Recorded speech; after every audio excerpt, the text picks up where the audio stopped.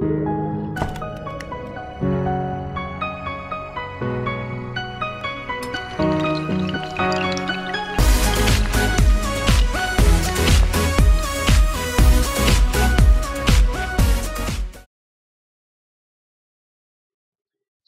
system of equations is a very important concept used in algebra, and so it's important that we excel our skills here. And so here I have two different types of methods.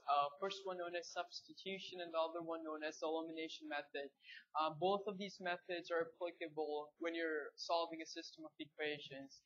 And usually after this, you have harder problems which involve multiple variables, such as systems of three equations and so on.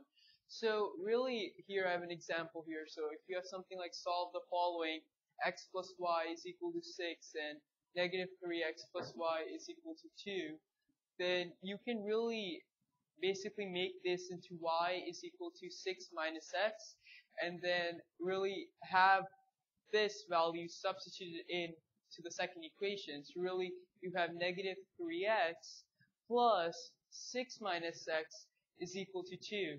And really after you solve all of this out, you get negative 3x minus x, which is negative 4x, plus 6 is equal to 2. And solving this further, we get negative 4x is equal to negative 4, x being 1. Substituting the value for x into the equation, we get y is equal to 5. And so really this is the method of substitution where you really define one variable in terms of the other and then substitute that in back into another equation. So that's the first method. The second method is known as elimination. And so I will show you here that using a different method, you can arrive at the same answer using this method of elimination. So if you have the same equations, what you can do is you have to think about this, like you have y in common in both of these equations. So really you can subtract the y from the equation. So if you were to subtract the second equation from the first equation, you can get rid of y. But then you have negative 3x, you have 4x, and then you have 6 minus 2, that's 4. And it becomes really simple because you know what x is, being 1, and then you know what y is, being 5. And so this method is preferable because it's much faster, especially if you know how to eliminate variables quickly. And so now these are the two basic types. However, at times, it's not as easy to just substitute the value in because you have to do more algebra. Although you could write this as something like 31 minus 14x all divided by 5 and then substitute that value in for y in the second equation. It's preferable that you can find a multiple. When I say a multiple, I mean like, think about it. If you have 2, you can multiply this entire equation by 2. If you have 14 here, you can multiply this entire equation by 14, which is really, you're not altering any value or any equation. The equation is really the same, but you're doing that so you can eliminate the x's out. So I prefer this method. So if you have 2, you could do 2 times 14x, 28x, 2 times 5y, so you have plus 10y, 2 times 31, giving you 62. And then you have 14 here, so again, multiply this equation by 14, and you get 28x minus 42y, and then 14 times negative 29, negative 406. Clearly, you have 28x. And so what you want to do is that you want to eliminate the 28x. So again, subtract that second equation from the first equation. And so you get negative 42y, giving you 52y, negative 406, giving you 468. And so after dividing both sides by 52, you get y is equal to 9.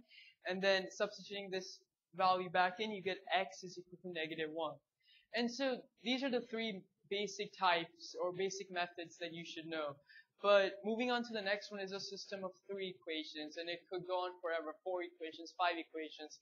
And really you're using a combination of all different types of methods to evaluate this question. So if you have something like 2x plus y plus 3z is equal to 10 as your first equation, in your second equation you have something like this, and third equation you have something like this. Just looking at this, if I personally look at this, I can see that, there's a negative 3x and there's a 3x, which means these can definitely be eliminated. So why not add the equation 2 and the equation 3? If you add equation 2 and equation 3, clearly the x's are cancelled out. And you have negative 2y plus 3y, which gives you y. And you have 7z plus negative 4z, which is really 3z, giving you 5 plus 7, or 12. And so this, you basically, out of those three equations, you made it much simpler because you now have one equation defined with two variables.